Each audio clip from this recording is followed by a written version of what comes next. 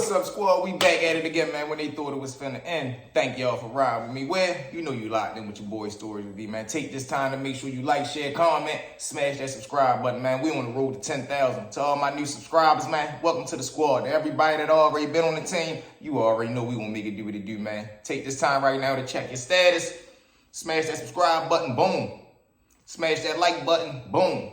Let's jump into it, man. It's Mr. Three-Piece himself. Now, story number one, we got the consequences of what doing that K2 will do to you, man. We had a group of Sullies right now. One of them had a real bad habit with that K2. He always had episodes, and he got to the point to where as though he started thinking that he was hearing voices. He used to always say little things like, man, my antenna's up. Every time he would be around somebody and he would see them talking, but he couldn't hear what they were saying, he'd be like, oh, are y'all plotting on me, right? Okay, we gonna see who get who first. We gonna see who get who first. He'd just wake up wild times out of the night just doing wild stuff. That K2 really took a hold of him now.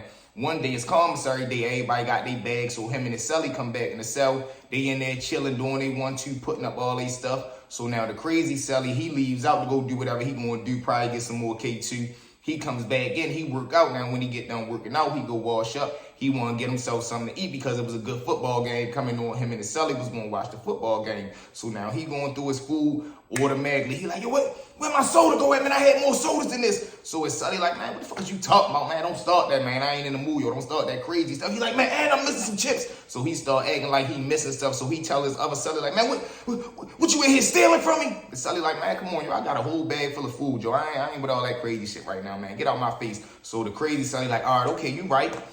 I'm a B. So you playing with me like I'm a B, right? Okay, I got something for you. So the celly like, man, whatever, get out my face. So boom, they let it go. So now everybody thinking that it died down. They make their food, they laid back chilling. Now the whole time that they laid back watching the football game, they communicating with each other. They talking, chilling. You would think everything cool. Boom, the K2 celly get done eating his food. He jumps out the bed. When he jump out the bed, he put his bowl up. He get to tying his shoes up. So now the celly like, man, what the fuck you putting your shoes on for? He like, shit, man, it's halftime. I'm ready to do me a couple push-ups real quick. So the celly like, all right, whatever. He thinking he loco. All right, go ahead, do whatever you want to do. So he lays back to finish eating his food. The celly turned around. He grabbed that blick out his dip. I'm talking about the dude laid back. Now, not only is the K2 dude crazy, but he crazy strong. He got that crazy strength. Man, he works the boy straight out on the bed, pin him down, get to hitting him all in his chest, hitting him all in his face, in his leg. The celly trying to jump out the bed, but he can't because the dude got him pinned down. He just working. You can hear him hollering in the room. Of course, they come in there, makes the door down, rush him in there, tell him, put the weapon down, put the weapon down. They goes in there, hog tie him up, send him to the hole. But it was all crazy just because yo was having K2 episodes thinking that his celly was still, and his celly stole nothing from the man or did nothing to the man. You get what I'm saying?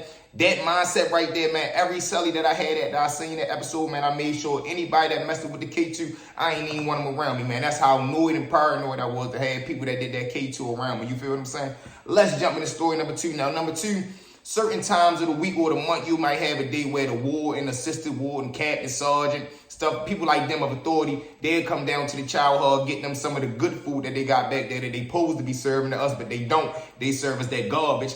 Boom, sometimes when they come down there to enjoy they self-politic, go over paperwork, whatever they supposed to be doing. And it's always at the chow hall because they feel like it's a wide open space. This is the most secure, and people just know not to do nothing in front of us because one thing for sure, if you put on a performance in front of the ward and assistant ward or anybody high up in that authority system, one, you getting punished to the maximum. Two, you gonna get sent to the maximum of whatever jail they got for you in whatever state you in. That's two things, that's for sure. You get what I'm saying? So now we in the dining hall one day, everybody chilling, eating. I never forget we had a real good tray for those circumstances. We had chicken, rice, vegetables, some good juice mix, a Polish. You get what I'm saying? So boom, we had a dude who was one of them dudes that talk real loud, like he just had a naturally loud voice. Y'all know the type. Yeah, what's up, man? Now, when he talk real loud, he tend to have spit flying out his mouth. So the brother at the table tell him, man, listen, if you can't keep your mouth down, man, because you got spit flying out your mouth, you need to stop talking, my man. Because look, if you get something over here, I'm going to crush you. He even warned him, like, listen, man, keep your tone down because you got spit coming out your mouth.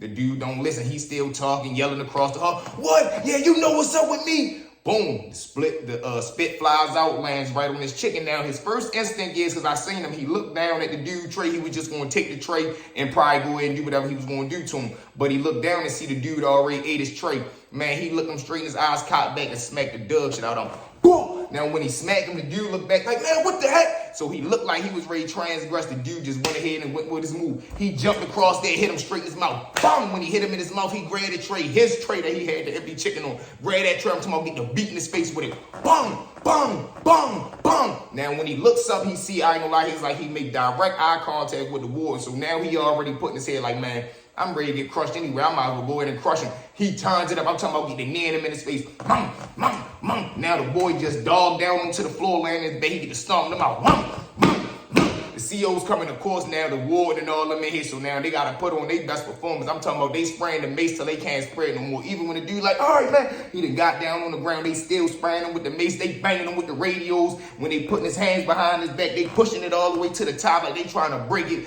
They just did him ultra dirty, man. So they hog ties him up, gave him, of course, use and abuse him, beat him something bad, take him to the hole. The dude laid right there. I'm talking about destroyed in a puddle of blood. Of course, they rushing there, go ahead and shoot him up to medical. He got the medical attention he needed, but I guess he learned, and I know he learned, he better tone down the way he talk because that cost him right there. And that just taught me another lesson how fast, like him not being able to control how loud he talked ended up damn near breaking his face, costing him his face. You get what I'm saying? So lesson learned. Let's jump into story number 3. Now, story number 3, we had a dude who was real hard on the boys, and I already told y'all what the boys is. He had a thing where he couldn't stand them. He was extorting them. He was bullying them. Anytime a boy came on the compound that didn't have a man, he was using them and abusing them. Now, rumor was, and we always had a little funny eye on him, like, bro, why is it like you go out your way to bother these people, bro? It's like you go out your way to do things to people, and it's like it's always just them. You get what I'm saying? So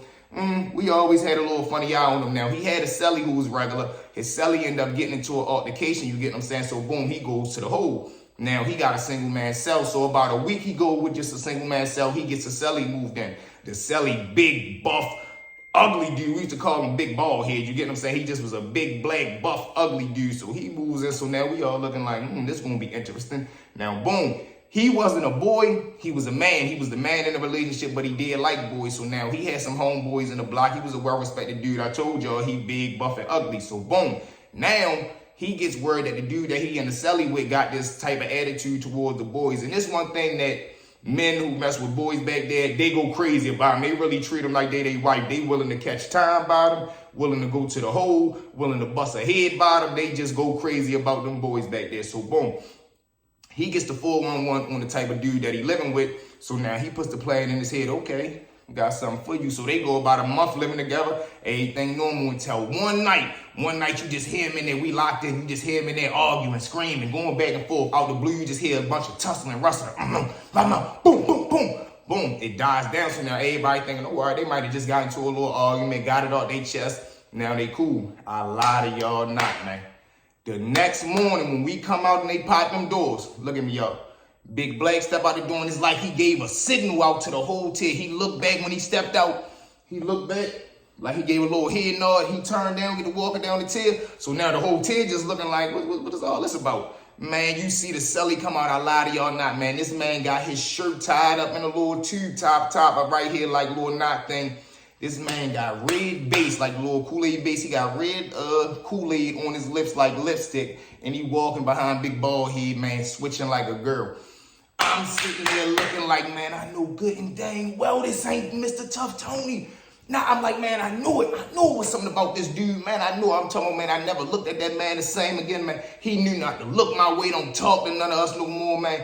I'm talking about Big Bald Head turned that dude into a complete girl, yo. And when dudes asked Big Bald Head, like, man, what made you do that? He said, man, because he was so hard on them dudes because he knew they was weak, vulnerable, and they ain't had nobody to stand up for them. So I wanted to show him this the same thing that can happen to you. And this the type crazy mindset that these dudes got, like this is his wife. Like, man, it got crazy, man. But y'all know how it go. It's Mr. 3-Piece himself, man. Thank y'all for riding with me. Well, you know you locked in with your boy Stories with V, man. Make sure you like, share, comment, smash that subscribe button, man. We on the road to 10,000. Also, help the channel grow. Shoot your boy your cash out, man. We growing each and every day, man. Jump in the comments and give me that hashtag B Squad. Let's go.